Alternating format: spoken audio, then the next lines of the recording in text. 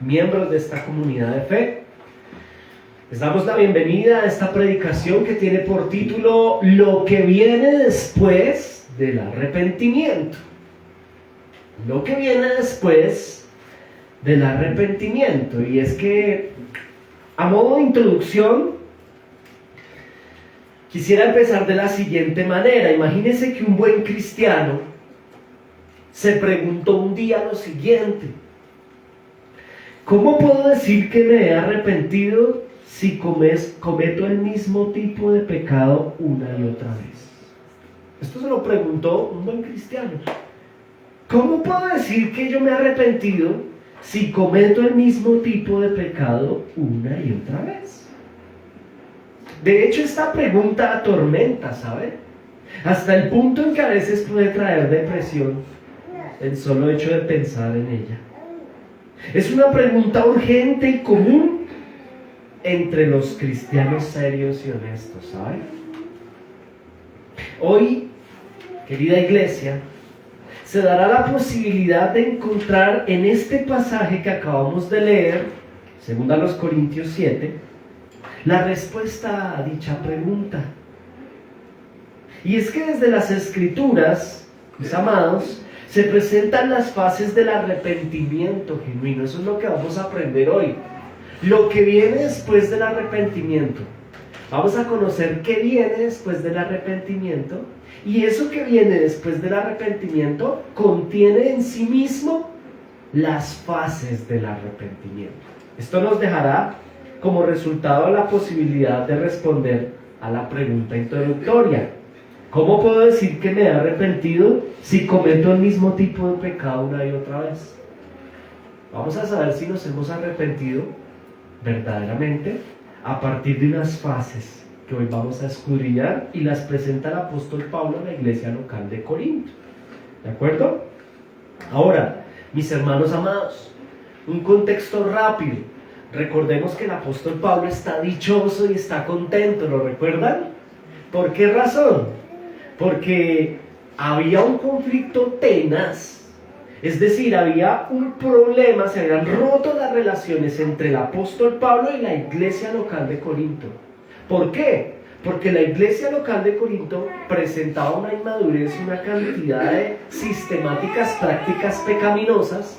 ¿Y qué hace el apóstol? ¿Qué hace el pastor? Como un buen pastor, se acerca a ellos, les exhorta, les llama la atención, les restringe la cena. Recuerde lo que pasó. Les habla de cómo cenan de manera indigna.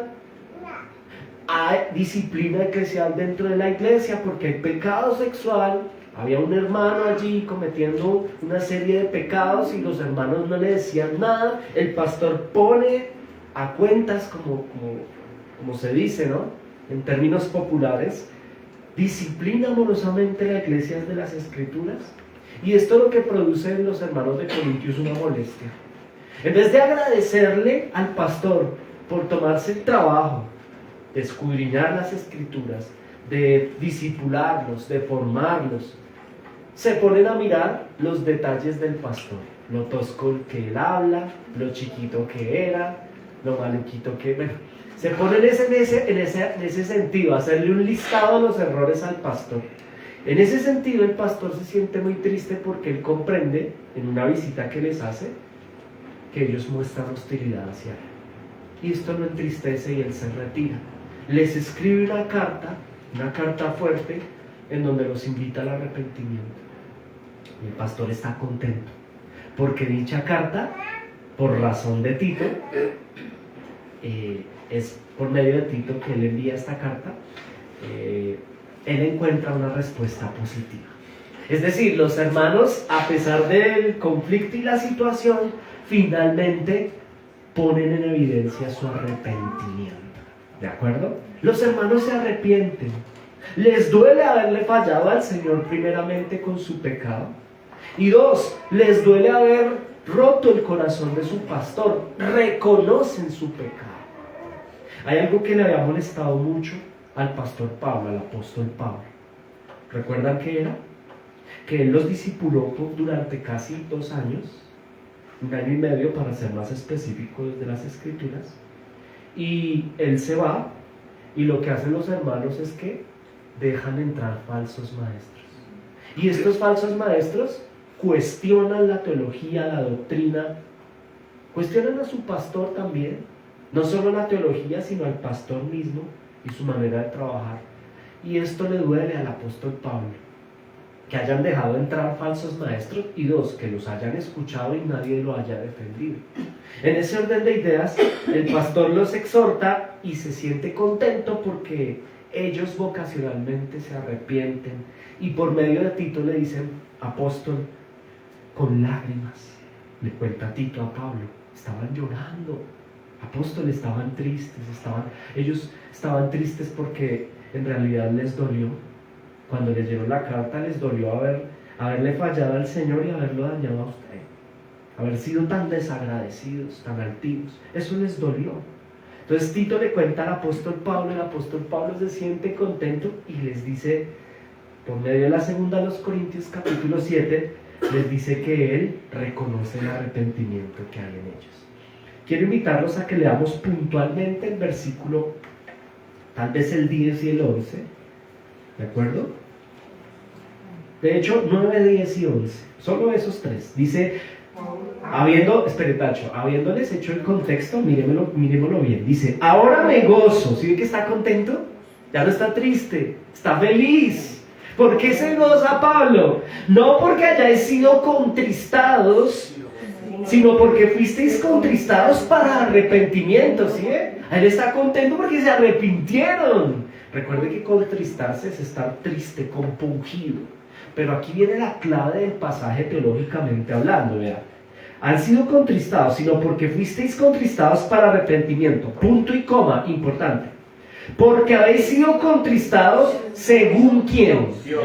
Según Dios, para que ninguna pérdida padecieseis por nuestra parte. Y el verso 10, porque la tristeza que es según Dios produce arrepentimiento para salvación. Pero más adelante dice, pero la tristeza del mundo produce muerte. ¿De acuerdo? Y en el 11a dice, porque he aquí esto mismo, de que hayáis sido contristados según Dios. ¿Qué solicitud produjo en vosotros? ¿Qué defensa? ¿Qué indignación? ¿Qué temor? ¿Qué ardiente afecto? ¿Qué celo? ¿Qué vindicación? En todo os habéis mostrado limpios en el asunto. Miren acá, por favor, mi amado hermano. Hay dos tipos de ser contristado, entristecido. ¿De acuerdo? Es decir, yo me siento triste y contristado en el caso de los Corintios al leer la carta. Pero hay dos posibilidades. Contristado para arrepentimiento que viene de Dios, o contristado para remordimiento que viene de la carne. Lo que está haciendo el apóstol Pablo es aplaudiendo, porque él percibe que ellos han recibido el don del arrepentimiento divino. Es decir, ellos han sido contristados y no es algo propio del hombre, es algo que viene de Dios mismo. Es decir, el Señor les otorgó a los hermanos de Corinto la oportunidad y posibilidad de abrir los ojos y darse cuenta que lo que les decía su pastor no era tan descabellado, a pesar de que no lo decía bien, a pesar de que no era pues la persona físicamente más atractiva, pero con todo ello, el Señor, el Espíritu Santo de Dios les puso convicción de pecado. Este es el arrepentimiento que viene de Dios. Ahora, mis hermanos, ¿por qué la prédica de hoy se llama lo que viene después del arrepentimiento? Porque en el versículo 11 se nos dejan ver 7 elementos o 7 fases del verdadero arrepentimiento. Es decir, el verdadero arrepentimiento, el que viene de Dios, produce en nosotros como consecuencia, y les pasó a los de Corinto, 7 situaciones importantes. La primera de ellas la está viendo en pantalla. Número 1, ahí dice verso 7, pero está mal, es verso 11. Una solicitud que produce en vosotros. ¿Sí lo nota? Léalo en su Biblia, por favor. Versículo 11. Lo vamos a leer 1000 veces hoy. Porque he aquí esto mismo de que hayáis sido contristados según Dios, y mírenlo, aquí está, en signo de admiración, ¿no? ¿Qué solicitud produjo en vosotros? Esa es la fase número uno del arrepentimiento que viene de Dios, del arrepentimiento genuino. Quien se arrepiente genuinamente, valga la redundancia, número uno, esto produce una solicitud en vosotros, les dice Pablo. Ahora, ¿a qué se refiere con solicitud? Escúcheme con atención. La tristeza, según Dios en los Corintios, produjo una solicitud, o si se quiere, un afán. Ojo, solicitud es sinónimo de afán por justicia, de parte de los corintios. Justicia. ¿Cómo así? Terminó la indiferencia de los corintios hacia su apóstol, hacia su pastor Pablo. Terminó en ellos la complacencia con su propio pecado. Estaban ávidos, solícitos, deseosos por restaurar las cosas, por arreglar, restituir la relación rota con el Señor primeramente y con el pastor de la iglesia local en segunda instancia. Es una solicitud pura, sincera y real de parte de los corintios. Esta es la primera fase del arrepentimiento, hermanos. Quien se ha arrepentido genuina y verdaderamente, como en el caso de los corintios, esto produce en ellos o en nosotros, y aquí está el aplicativo con el desarrollo, una solicitud, es decir, un deseo ávido por restaurar las cosas con quien se rompieron. Es decir, hay una relación rota, pero cuando hay arrepentimiento, hay una solicitud, un deseo importante de encontrarse con dicha persona para arreglar las cosas. Para arreglar las cosas. Es un anhelo honesto por solicitar hablar. Y esto no por WhatsApp, ¿no? Pues los corintios tenían WhatsApp, pero para nuestro tiempo la solicitud no es en ese sentido, porque eso es muy impersonal, ¿sabes? Hay una solicitud por reunirnos personalmente, en el caso de Corintios con Pablo, para hablar, para encontrarse, para verse cara a cara y expresar, solicitar. Ahí les dice él, ¿no? Una solicitud que produce en vosotros. Mire, el WhatsApp de ese tiempo era la carta que estaba escribiendo el apóstol que envió con Tito. Pero mire que no se quedó en una carta. Ellos solicitan ya no una carta, ellos solicitan a su pastor. Ellos quieren verlo, abrazarlo, hablar con él, reconciliarse, reconocer el error. Y esta es la primera fase del arrepentimiento genuino. Ese anhelo honesto por solicitar hablar, verse cara a cara y expresar el deseo de arreglar el conflicto o la relación rota. Ahora, esto lo produce el ser contristados por el Espíritu Santo. ¿Qué pasa con el que no ha sido contristado por el Espíritu Santo? Es decir, quien no se ha arrepentido, sino que tiene remordimiento. Pues, sencillo, mis hermanos. Quien tiene remordimiento nunca va a solicitar en lo absoluto un momento para dialogar. No lo solicita, no hay esa solicitud. El que está remordido naturalmente no solicitará presentarse a dialogar, a conversar con aquella persona con la cual se tienen relaciones rotas. Claro, el que tiene remordimiento, usted se acuerda del apóstol Pedro cuando falló, pecó, negó al Señor. Él después se acerca a su Salvador arrepentido y el Señor lo restaura, ¿no? Bueno, en realidad es el Señor que se acerca a él al Señor, y hay una restauración. ¿Qué sucedió con Judas? Quien no fue contristado por el Espíritu, sino que sentía remordimiento. Se alejó. Se alejó.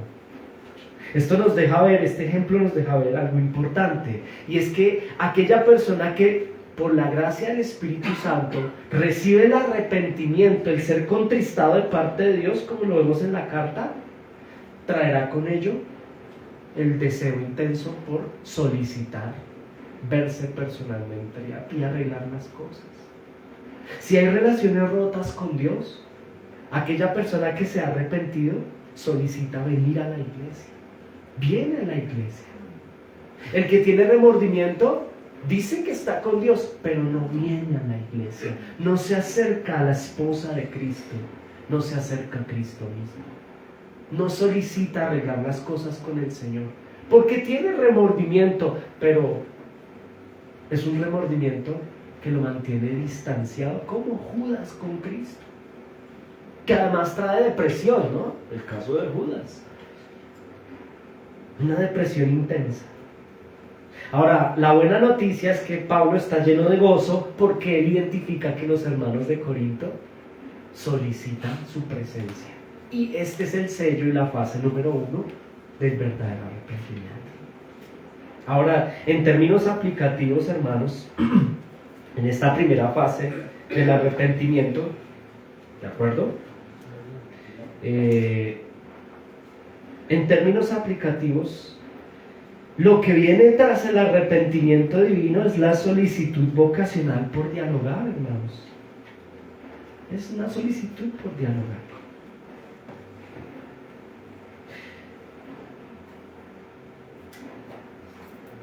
Ahora, frente a lo que acabamos de encontrar desde las Escrituras, viene el número 2. Viene el número 2 que está aquí en la pantalla. Versículo 11. ¡Qué defensa! ¡Qué defensa! Nótelo en su Biblia. La segunda fase del arrepentimiento que viene de Dios, ¿cuál era la primera? La solicitud. Solicitud. La segunda, usted la encuentra en su Biblia, ¿no? ¿Qué solicitud produjo en vosotros? Coma. ¡Qué defensa! La segunda fase del verdadero arrepentimiento, aquel arrepentimiento que viene de Dios, es presentar defensa. Mire, usted va a la Biblia en griego y encuentra el término apología. Apología. El término defensa o apología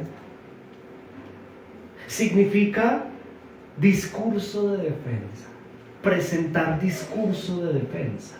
¿Esto qué significa? Que el verdadero arrepentimiento trae consigo, en el caso de los corintios, ellos deseaban intensamente, producto de ser contristados por Dios, limpiar su nombre. Es decir, eliminar el estigma de su pecado, librarse de su culpa y probar que eran dignos de confianza. Ellos presentan una defensa al pastor con quien tenían relaciones rotas. Presentan defensa, ¿para qué? Para probar bajo defensa el buen nombre. Es decir, que todo lo que el apóstol había visto en cuanto al pecado que hay en ellos, ahora también hay de parte de ellos, a modo de defensa, arrepentimiento. Ellos presentan defensa no como negando el pecado. Eso no es presentar defensa, es decir, no, yo no he pecado, no. Es reconocer públicamente que pequé, pero también defender mi buen nombre y reconocer que me arrepiento. Eso trae el verdadero arrepentimiento que viene de Dios. No solamente, como lo vimos en primera instancia, la solicitud para dialogar, sino que número 2, en dicha solicitud de diálogo, el que está arrepentido verdaderamente se defiende. ¿En qué sentido? No negando el pecado, sino reconociendo que pequé, pero también a mi defensa tengo que me arrepiento, Pablo. Me arrepiento de haberle fallado a usted y de haber permitido que entraran falsos profetas. Me arrepiento de haber murmurado, me arrepiento de haber practicado pecado, me arrepiento de haberlo herido. Ahí presento una defensa desde el arrepentimiento. Pablo está gozoso porque él aplaude y percibe que en ellos hay arrepentimiento que viene de Dios por estas dos fases: solicitud y defensa. ¿Amén? Amén. Ahora, mis hermanos, quien tiene remordimiento, es decir, quien no se ha arrepentido genuinamente, sino que tiene un remordimiento ahí, o sea, sabe que la embarró, pero no está arrepentido, pues ¿qué sucederá con dicha persona? Como no se ha arrepentido, no quiere presentar defensa, no reconoce sus errores. no los quiere reconocer. No hay una actitud en disposición a reconocer no solo el pecado, sino que se arrepiente del pecado. Ante los hombres y ante Dios, aquí en el marco de esta segunda fase, se presenta defensa, es decir, los corintios presentan un compromiso, porque esto es presentar defensa. Es un compromiso de velar e intentar no permitir que vuelva a suceder la acción pecaminosa, ¿sabes? Entonces los hermanos llaman y solicitan al pastor para presentar una defensa y decir, básicamente no queremos volver a fallar, o sea, de verdad reconocemos el pecado, pero también reconocemos que nos arrepentimos y que no queremos que esto vuelva a suscitarse entre nosotros, que no se vuelva a romper la relación, primeramente con el Señor, obviamente, y en segunda instancia de los corintios con su apóstol y su pastor. Presentar defensa es manifestar al Señor mismo, a Cristo, la vocación de confianza en defensa de la identidad cristiana que se profesa por Él y en Él. ¿Para qué? Para trabajar en lo posible, para no recaer, por lo menos de forma premeditada, en acciones que van en contra a la voluntad de Dios. Esto es presentar defensa. Presentar defensa es reconocer mi pecado, solicitar una conversación y decir, me equivoqué, pero me arrepiento tanto, ¿sabe? Y además, honestamente me comprometo por lo menos a trabajar para que no vuelva a suceder. No es como comprometerse a que no vuelva a pasar, porque puede que vuelva a pasar, pero de mi parte, honestamente, voy a hacer todo lo posible para que no vuelva a suceder. Esto es presentar defensa. Y una persona que se arrepiente genuinamente sabrá no solo solicitar, sino presentar defensa. Pensemos esto delante del Señor, hermanos, cuando tenemos relaciones rotas con Dios.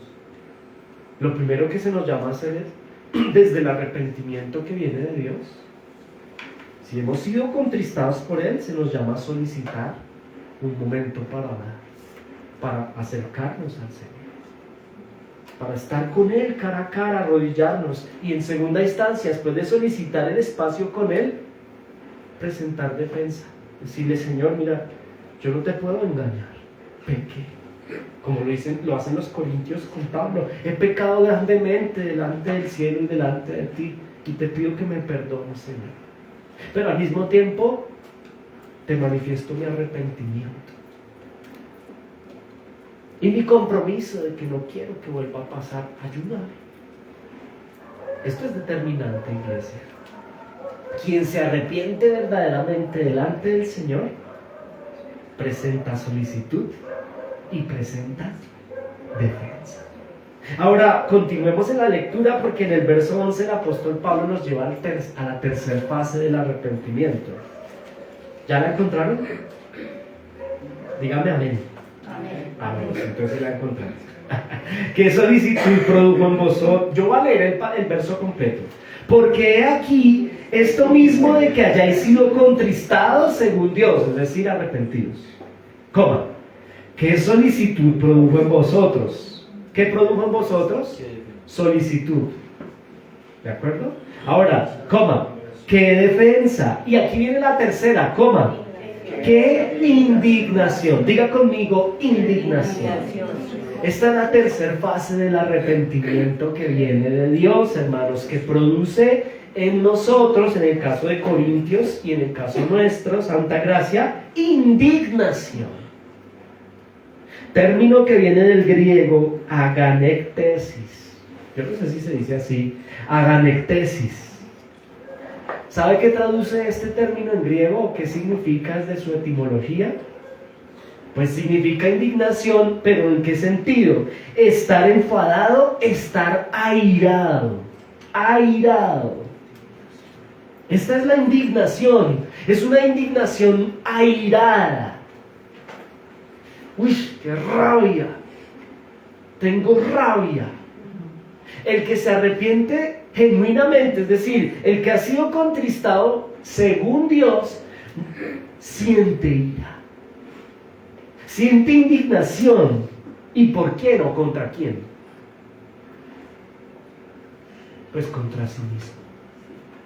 Es una rabia y una ira contra mí mismo por haber pecado.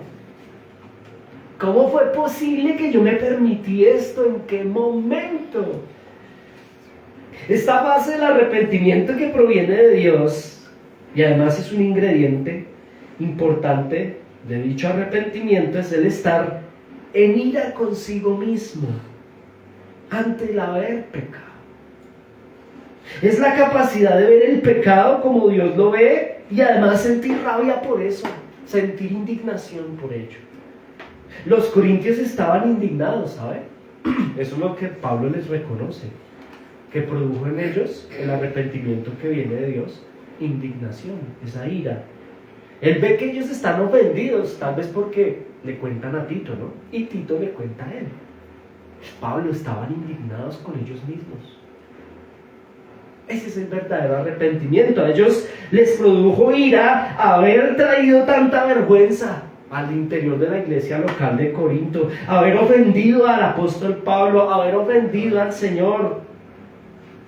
Ahora odiaban el pecado que antes apreciaban o no veían de forma negativa. Como recibieron el arrepentimiento que viene de Dios, ahora sí podían ver el error que antes no veían. Y eso les dio rabia. ¿Cómo? ¡Qué brutos! ¿Cómo fuimos a hablarle hacia el pastor? ¿Cómo le fuimos a hacer eso? ¿Cómo entramos a estos falsos maestros? ¿Cómo no le dimos nada al hermano que está en pecado sexual? ¿Cómo tomamos la cena de esa forma? ¿Cómo adorábamos al Señor y luego nos íbamos a adorar ídolos? ¡Qué rabia! ¡Qué indignación! ¡Qué vergüenza con el Señor y con el pastor! ¿Por qué con el pastor? Porque en el contexto que hay aquí, pues hay una relación rota, ¿no? Aquí está la indignación, hermanos, es esa ira contra mí mismo, es esa molestia. Quien se arrepiente verdaderamente se molesta con el pecado. Eso no sucedería en los corintios naturalmente, hermanos, si ellos no hubiesen recibido el ser contristados por el Espíritu. Es decir, una persona que está en remordimiento no siente ira consigo mismo cuando peca. No la siente. No siente rabia. Cuando el pastor lo llama a la instrucción y le dice, tú deberías, desde las Escrituras, toma decisiones al respecto, la persona que está en remordimiento no lo hace. Y no siente ira por ello, porque no lo ve mal. ¿Para qué Pablo, para qué me dice eso? ¿Por qué Pablo me recomienda eso? ¡Ah, qué mamera este señor! Y además habla feo. Pero ahora sí hay arrepentimiento en ellos, entonces ahora ya no es que mamera con este señor, sino qué vergüenza con el pastor. Y qué vergüenza con Dios, porque el pastor vino con amor, nos visitó, nos exhortó, nos jaló las orejas, que sí, que habla mal, que todo, pero qué importa, lo está haciendo con amor. ¡Qué vergüenza! ¡Qué ira con nosotros! ¡Qué oso! Es lo que está sucediendo acá, ¿no, mis hermanos? Quien está bajo el remordimiento, aunque siente incomodidad, no presenta en lo absoluto un sentimiento de ira e indignación propia. No desea para nada manifestar públicamente su indignación, porque no está arrepentido, y mucho menos dispuesto a abandonar el hábito pecaminoso. No se indigna consigo mismo, no le produce absoluta ira a su pecado. Ante los hombres y ante Dios, el que está en remordimiento, pues no asume una posición de dolor consigo mismo por haberle fallado al Señor.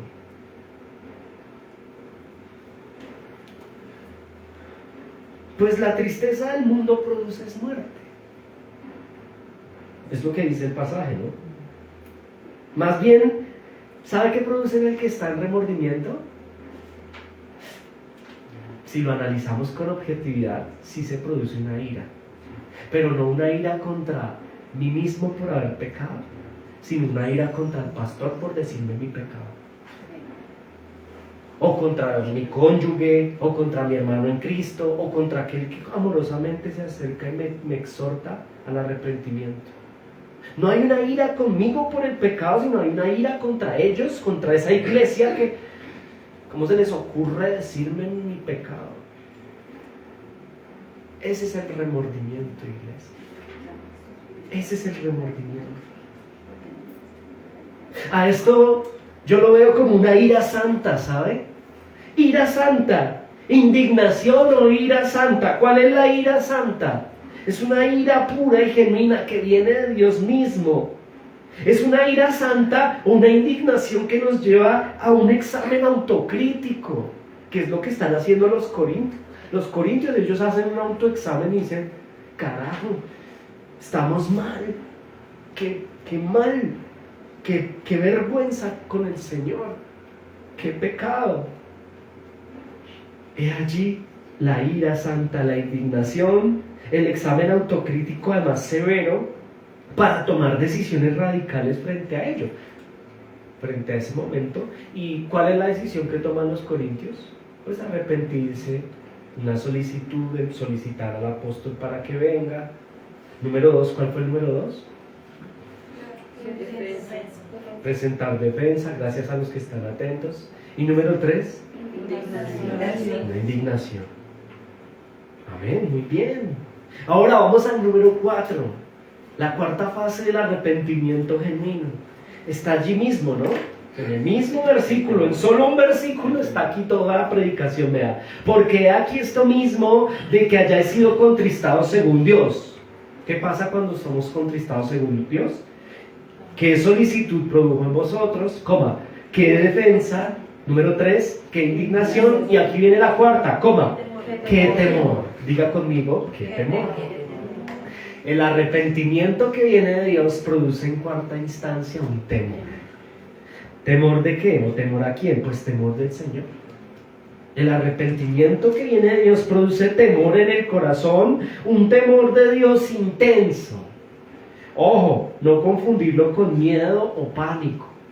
No es miedo o pánico. Nosotros, como hijos de Dios, no le tenemos miedo o pánico al Señor. Tenemos temor de Dios. ¿Qué es el temor de Dios?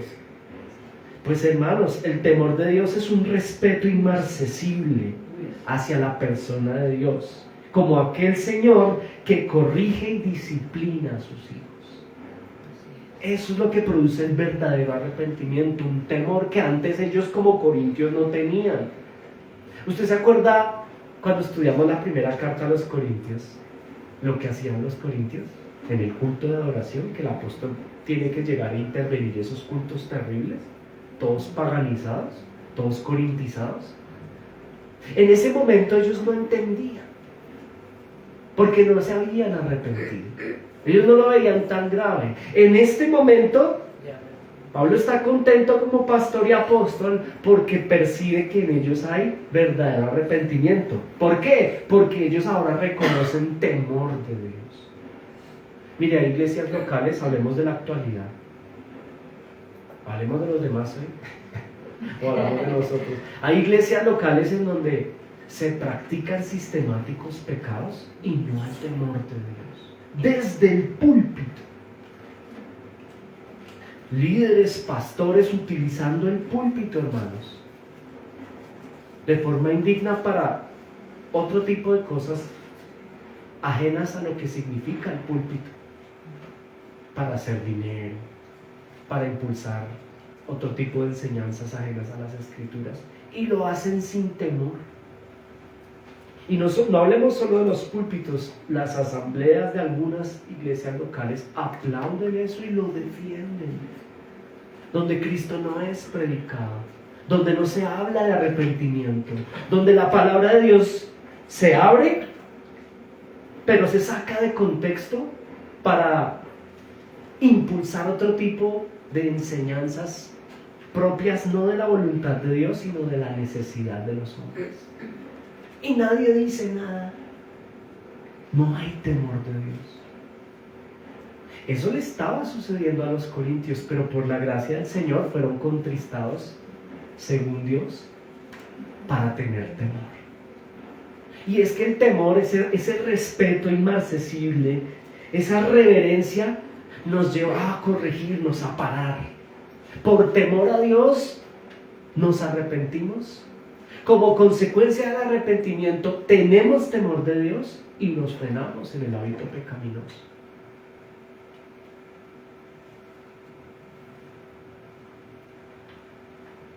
Hay congregaciones en donde se ha llegado al punto de paganizar el culto, de hacer prácticas satánicas, de engaño. Todo un circo dentro de la congregación y no hay temor de Dios, ni del liderazgo, ni de la asamblea. Para la muestra del botón, los corintios antes del arrepentimiento. Ahora, la buena noticia es que hay temor en ellos.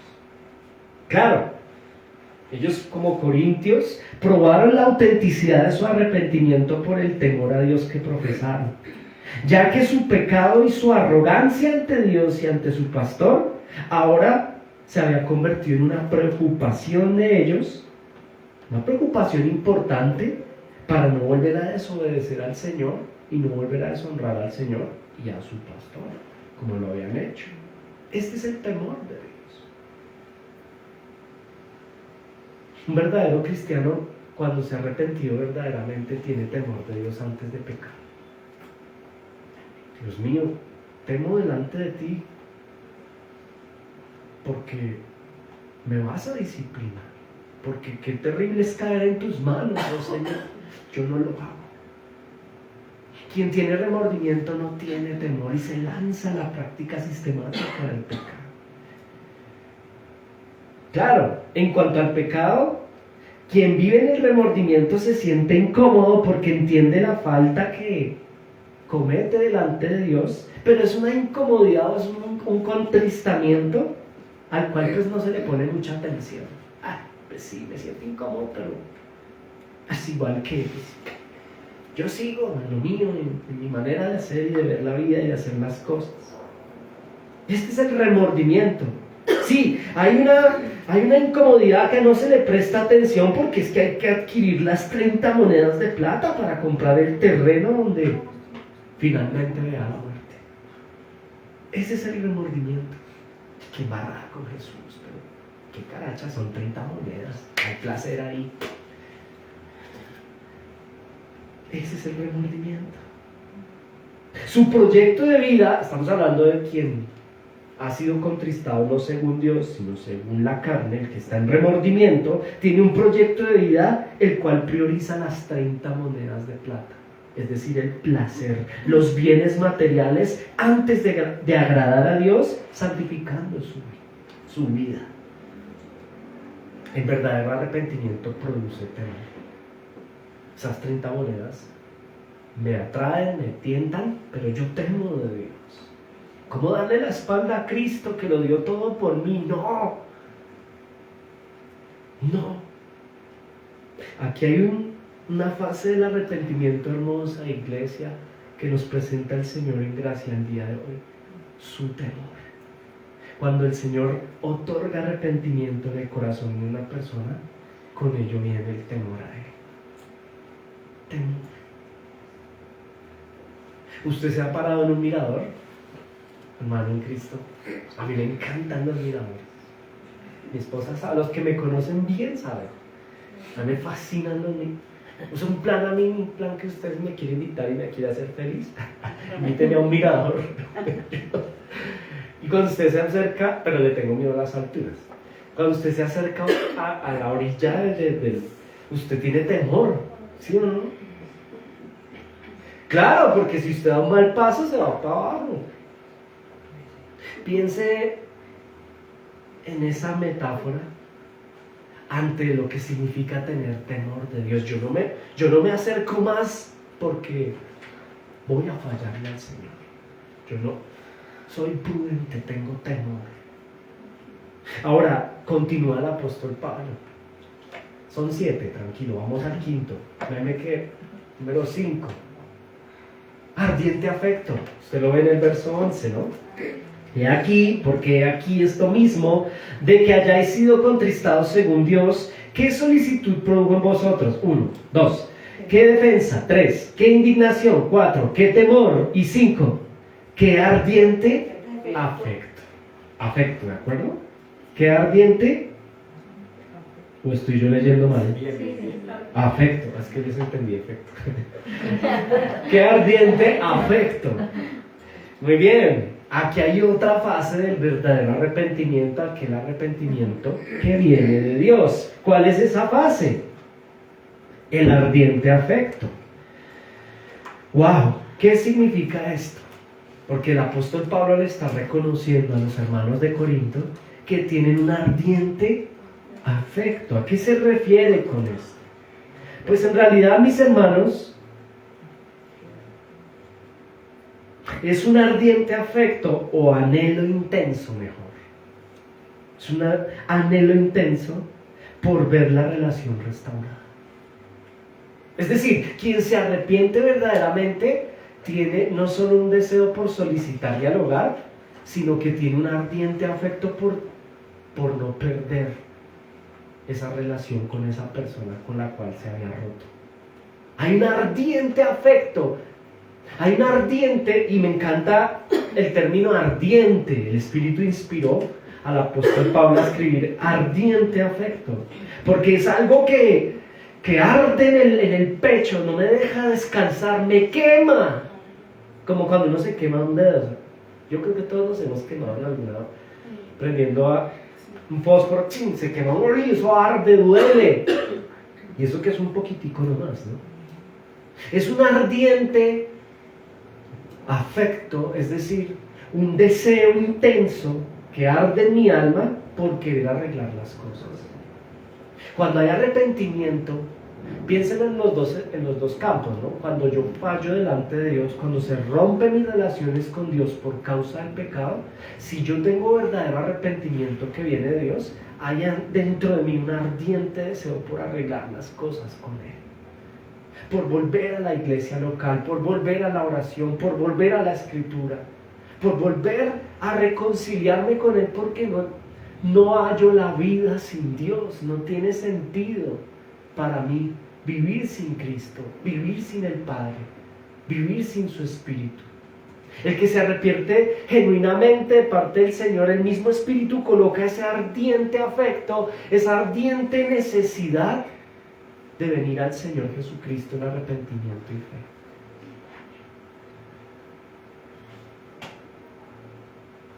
Ahora, en términos de mis relaciones con el prójimo, cuando yo tengo relaciones rotas con hermanos en la fe, como era el caso de Corintios con Pablo, con el pastor, con mi familia, con mi esposo, con mi esposa, con mis hijos, etcétera, etcétera, si yo tengo arrepentimiento que viene de Dios, esto produce un ardiente afecto por ir a buscar y arreglar a la persona y decir, venga, usted me importa, yo lo quiero, tengo un afecto fuerte, no sea así, arreglémonos. En que está en remordimiento, pues no hace nada en lo absoluto porque no tiene ardiente afecto, sino, ¿qué sería lo contrario, hermanos? ¿Qué sería el antónimo de ardiente afecto? ¿Ardiente desprecio será? Menosprecio. No me interesa. Allá ellos, allá él, allá ella, pero esto es propio del remordimiento. El remordimiento siente una incomodidad porque está contristado, ¿sí lo notaron? Pero no presenta en lo absoluto, ese deseo por arreglar o restaurar las relaciones rotas. He allí el quinto o la quinta fase del arrepentimiento que viene de Dios. Luego continúa el apóstol Pablo, nos quedan dos. ¿Con cuál continúa, hermanos? Usted en su Biblia. Muy bien. Celo, dígalo conmigo. Celo. Y este es tremendo, hermanos. Yo creo que aquí me voy a demorar unos minuticos más en el celo. ¿Por qué? Por lo siguiente. Escúcheme por favor. Los corintios experimentaron celo renovado por santidad. Ojo, ¿qué es el celo? Porque es que el apóstol Pablo está reconociendo que los corintios, al recibir el arrepentimiento que viene de Dios, al ser contristados por el Espíritu Santo, esto produjo celo en ellos, en los corintios. Mire, etimológicamente hablando, se define al celo como un cuidado, como la diligencia e interés con que una persona lleva a cabo sus deberes o lo que tiene a su cargo. Eso es celo. Voy a repetirlo. El celo es la diligencia o el interés con que una persona lleva a cabo sus deberes o lo que tiene a su cargo. ¿Cuáles eran los deberes y las responsabilidades de los corintios como iglesia local? ¿Cuál es el deber de una iglesia local en el mundo, iglesia? Santa Gracia. ¿Cuál creen ustedes que es el deber de un líder, de un pastor, de una asamblea frente al mundo? Ser sal, ser luz, ya lo estudiamos. Ser santos como Cristo es santo. Ser buen ejemplo. Eso es tener celo, hermano. ¿Qué es tener celo? Tener celo es volver a mis cabales y comprender que yo tengo una responsabilidad delante de Dios y que tengo que cumplirla. Es decir, en el caso de los corintios, liderar, preservar una iglesia local en la ciudad de Corinto.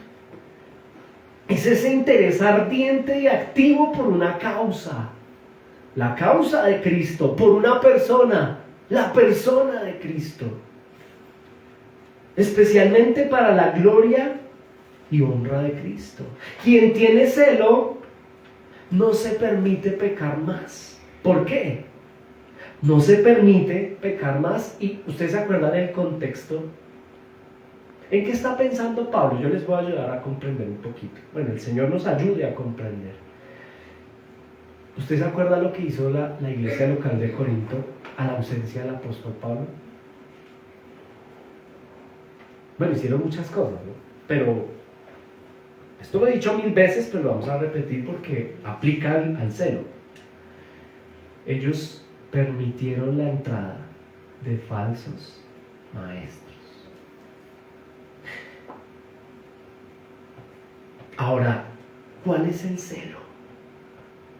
Que ahora que se arrepintieron porque recibieron el ser contristados por el Espíritu Santo, abrieron los ojos y dijeron: ¡qué brutos! ¿Cómo dejamos entrar? No tuvimos celo y dejamos entrar a una jauría de lobos a la iglesia.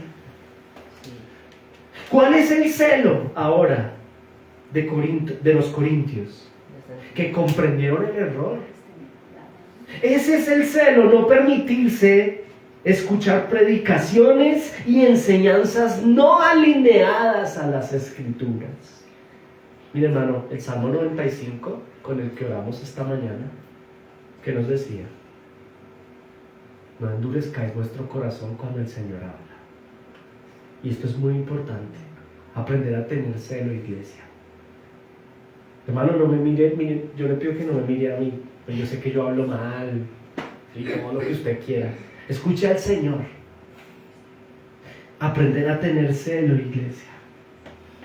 Celo en cuanto a no permitirnos, hermanos en Cristo, escuchar predicaciones y enseñanzas no alineadas a las sagradas Escrituras y a la dogmática apostólica y fundamento de nuestra fe.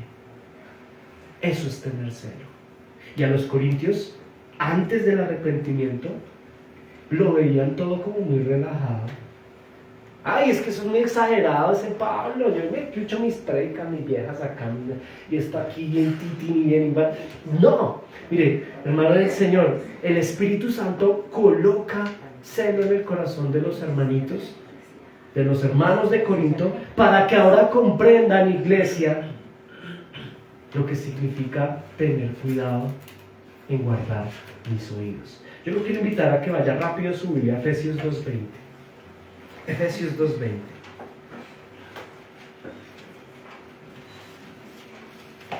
Vamos a ir a nuestras Biblias. Muy rápido. Amén. Uy, muy bien. Excelente. Efesios 2:20. Listo. ¿Qué dice Efesios 2:20? Sobre el fundamento de los apóstoles y profetas, siendo la principal piedra del ángulo Jesucristo mismo. Edificado sobre el fundamento de los apóstoles y profetas, siendo la piedra principal Cristo mismo. ¿En qué términos debemos tener celo, mis hermanos? En el sentido de como iglesia, y aquí nos habla el Señor propiamente a nosotros, Santa Gracia, como iglesia, tener celo por lo que escuchamos, por lo que leemos, a quien escuchamos, en términos de escuchar predicaciones, enseñanzas que estén alineadas a las Escrituras, no todo lo contrario. Mire, el Señor dijo, no todo el que me dice Señor, Señor, entrará en el reino de Dios. Y la inmadurez espiritual nos lleva muchas veces a escuchar a cualquiera que dice Señor, Señor. Y no se trata de ello. Hermanos, cuando viene arrepentimiento genuino, cuando somos contristados de parte del Espíritu Santo, aparece en nosotros algo que se llama celo. Celo. Celo por mantenernos en función al fundamento principal, o a la piedra principal, que es Cristo, y el fundamento apostólico. ¿Quién es el que está hablándole a los corintios? Un apóstol, es decir, un fundamento de la iglesia verdadera. Y el celo que aparece ahora en Corintios es un celo, es decir, es un entendimiento en el sentido de aprender a cuidar los oídos, porque ellos se equivocaron. Y nosotros, iglesia, esto es clave, Santa Gracia, estamos viviendo tiempos donde por causa del internet, del mover terrenal, de la cristiandad actual, que escúcheme, mire, son mayoría, ellos son mayoría. ¿Quién es la cristiandad actual? La que no tiene celo, la que escucha cualquier cosa que no esté alineada a las Escrituras. Pero es que como dicen que son cristianos, eso hay que ser de mente abierta, pastor. No, hermanos, eso no está en la Biblia. No hay que ser de mente abierta, hay que edificar sobre el fundamento apostólico cuya piedra principal es Cristo. Es decir, que hay que ser de mente cerrada. ¿Cerrada qué? A las Escrituras. Y eso nos hace reformados. Y eso no le gusta al que no es reformado.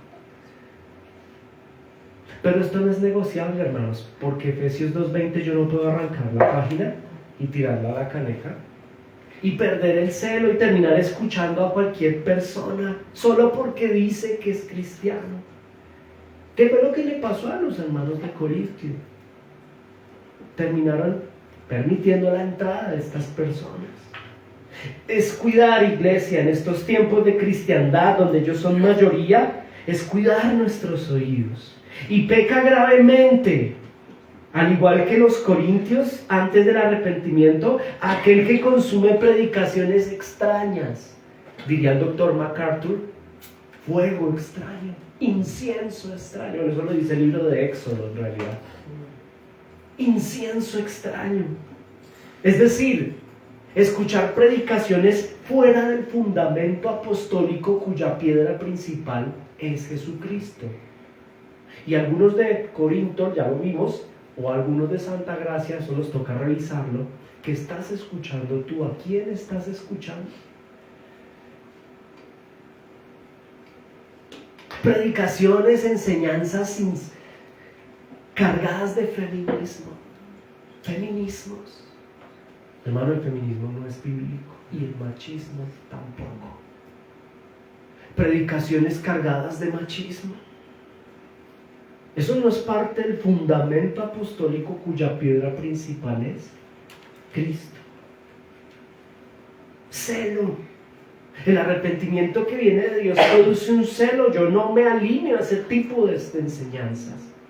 Predicaciones feministas, machistas, predicaciones, iglesia, materialistas. donde el contenido, eso tampoco hace parte del fundamento apostólico. Y hay algunos cristianos actuales, verdaderos cristianos, que no tenemos celo y ponemos en la casa, tal vez por causa de la apertura de los medios de comunicación, enseñanzas que son incienso, fuego extraño, como le pasó a los corintios a la ausencia de su apóstol. Pero es que dicen que son creyentes y además son tan carismáticos, hablan tan chévere, se visten tan chévere y tienen un lenguaje tan chévere, pero no es el lenguaje de las escrituras. Materialismos, brujería, sectarismos, horóscopo, una cantidad de cosas súper extrañas que no tienen que ver con el propósito del Señor, que no hacen parte del fundamento apostólico, enseñanzas que invitan a ir en contra de la dogmática bíblica. Hace unos, yo no sé, unas semanas, unos meses, yo le enviaba en privado al grupo de membresía de nuestra iglesia un contenido que está viralizado de una persona muy famosa, un pastor colombiano muy famoso, no voy a decir el nombre, que le puso a una predicación un título que va en contravía al fundamento apostólico. Dios no tiene el control de todo. Era el título de la predicación. Y yo me tomé el trabajo antes de enviarles a los hermanos, no para hablar mal, aquí mire hermano, nosotros no hablamos mal de nadie.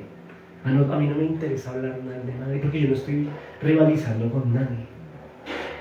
Con ánimo de crecer en la fe, de tener cuidado, como dice la palabra del Señor. Contiendan ardientemente por la fe, por el fundamento apostólico. ¿Saben cuál es el problema de ese tipo de cosas? Porque yo me tomé el trabajo, primero la escuché y casi me desmayo. Bueno, en segundo, no por lo que dice el tipo, sino por los millares de personas que consumen eso. Y como nuestra membresía ha estudiado con nosotros por muchos años, lo envié con el propósito de que comparemos el fundamento apostólico, cuya piedra principal es Cristo, donde la misma Escritura nos enseña a partir del fundamento que Dios es soberano, que tiene el control de todo.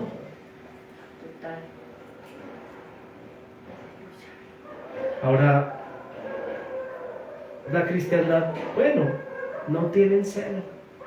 No todos, habrán personas de ese nicho que en algún momento, y a nosotros nos pasó, ¿no?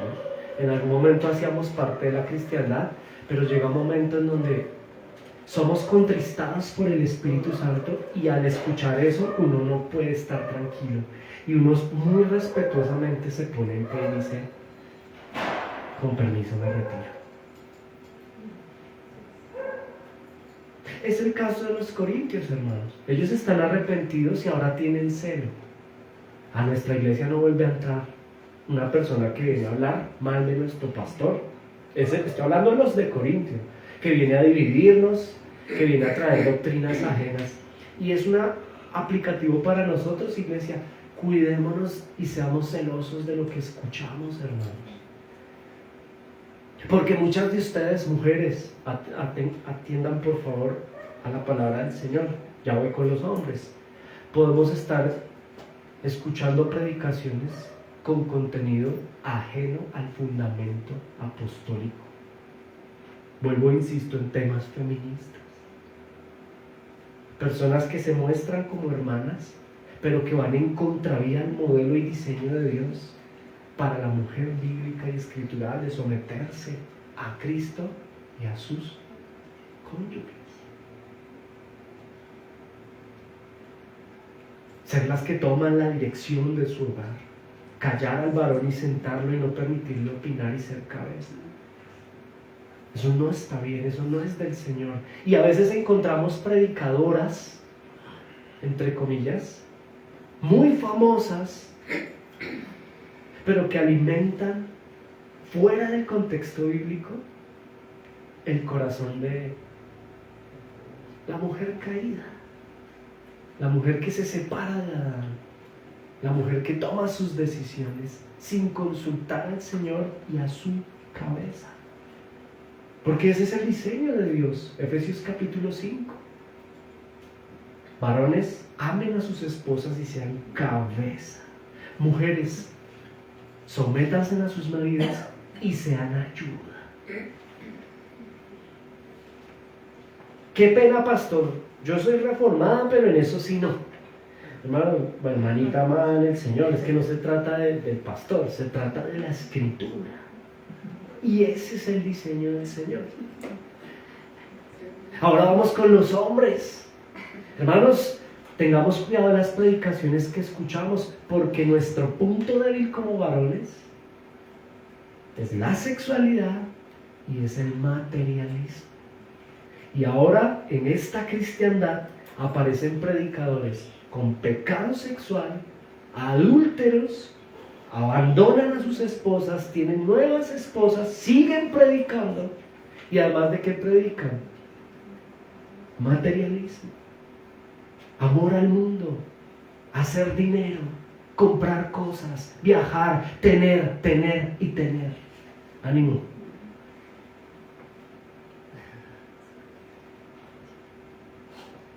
Es el celo, hermanos. El arrepentimiento que viene de Dios produce celo. ¿Y qué es el celo? Pues restringir mis oídos. Es dejar de consumir esas cosas. Permítame la analogía. Es dejar de entrar a McDonald's, hermano. Dejar de consumir lo que me mata. Es rico, pastor, es que es rico. Sí, yo sé que es rico escucharla a ella, escucharlo a él, porque satisface tu carne, tu perspectiva y filosofía humana de la vida, pero va en contravía a la palabra y a la voluntad de Dios.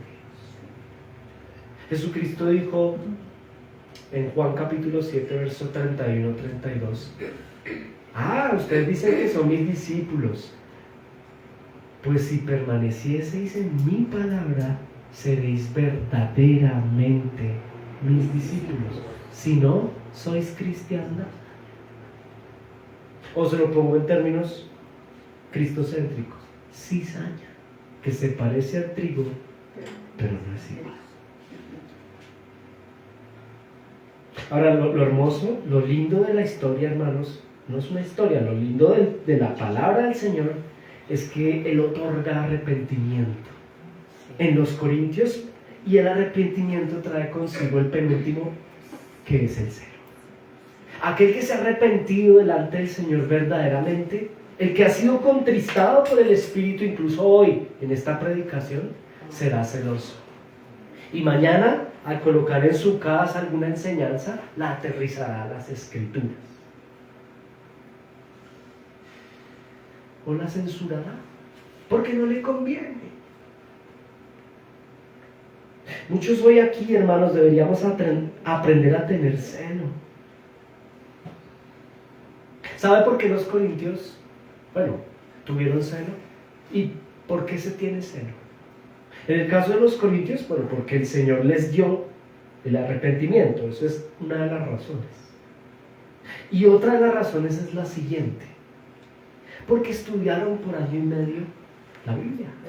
Hicieron un discipulado, una escuela teológica con el apóstol, nada más y nada menos. ¿Por qué se tiene celo? Porque previamente hay un estudio serio, no abandonado de las Escrituras, sino constante, y es difícil. Si ir al gimnasio es difícil, ir a la academia es más difícil. Porque el espíritu quiere, más la carne no. Pero el cristiano robusto, el cristiano maduro, vence la carne. Y los hermanos de Corinto fueron motivados por el Espíritu a tener arrepentimiento que trae consigo celo, pero también recordaron lo que habían aprendido previamente en su escuela teológica con el apóstol, y que se ratificó por carta. La combinación de estos dos elementos trajo arrepentimiento y un celo. Celo. El Espíritu Santo colocó celo, fastidio, y Él lo sigue haciendo, iglesia. Coloca celo y fastidio. ¿Por quién? Por aquellas enseñanzas, por aquellos falsos maestros, o por aquellas enseñanzas discordantes a la palabra y al fundamento apostólico, cuya piedra principal es Cristo. El cristiano bíblico, santa gracia, sabrá ser muy detallista. Porque la vida es de detalles, ¿sabe? Ser reformado es ser detallista. Porque la vida es de detalles. En cuanto a ser selectivo en lo que se consume. El cristiano bíblico que se ha arrepentido verdaderamente no abrirá sus oídos ni su corazón a enseñanzas extrañas, paganas, feministas, liberalistas, sectarias, humanistas, materialistas. Porque él entiende su identidad. Ella no es feminista o él no es feminista, él es cristiano. Ella no es progresista o progresista, él no es progresista, es cristiano. No es derechista o todos los istas que usted quiera, ultraderechista, ultraizquierdista, barrista, yo qué sé, hermano. Mire, el cristiano maduro tiene celo y es cristocéntrico, así de sencillo. Tener celo es mantener el equilibrio, la fe y la dogmática bíblica, y en esto nos ayuda mucho el ser confesionales, iglesia. En ese sentido, mis amados hermanos, encontramos aplicativo. El sincretismo no es de Dios. Eso no es del Señor. O sea, la mitad de mi corazón en un ismo y la otra mitad de mi corazón en el cristianismo. Y como que los acoplo a los dos. No, eso no se puede, hermanos. Santificados en tu verdad, tu palabra es verdad. Y si alguno o alguna de ustedes, hermanos, de nosotros tenemos incomodidad con lo que estamos escuchando, está muy chévere, ¿sabe? Porque es una invitación del Señor mismo a evaluar esta predicación en lo personal. ¿Qué es lo que genera discordancia en mí? ¿Quién es el del problema? ¿El pastor que me está enseñando o yo? ¿Qué de pronto no está bien en mí? ¿Qué me cuesta abandonar para ser celoso? Quiero terminar, hermanos, con el último. Usted lo encuentra en el versículo 11, ¿no? Que es la vindicación. Quien se ha arrepentido genuinamente, ¿qué viene después del arrepentimiento? Pues esta última fase, que es la vindicación. Vindicación. ¿Y qué es la vindicación, iglesia?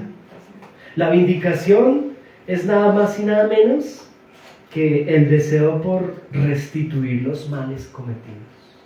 Quien se arrepiente genuinamente no solo pide perdón frente a todo lo anteriormente mencionado, sino que restituye, cambia, hace justicia, asume o paga lo que tenga que pagar.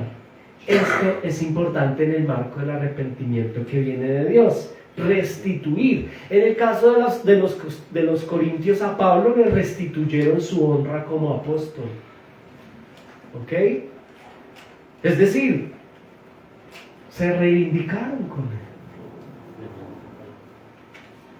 Es cambiar, hacer justicia, pagar lo que se rompió, arreglar lo que se dañó. Y alguien que se arrepiente, mis amados hermanos, restituye. El arrepentimiento genuino restituye. El remordimiento no restituye. El remordimiento pide perdón, pero no restituye. El arrepentimiento sí restituye. Entonces, si yo dañé la honra de mi hermano, públicamente le pido perdón, públicamente y públicamente le restituyo su honra, que es lo que están solicitando los hermanos de Corinto. Si yo tomé algo que no es mío por alguna razón y me arrepiento, lo devuelvo. Si le hurté el respeto a mi cónyuge y me arrepiento, le restituyo el respeto. Amén. Amén. Iglesia amada, hemos escudriñado juntos las 7 fases del arrepentimiento que viene de Dios. Esto ha sido maravilloso y Yo les agradezco y les invito a que nos pongamos en pie.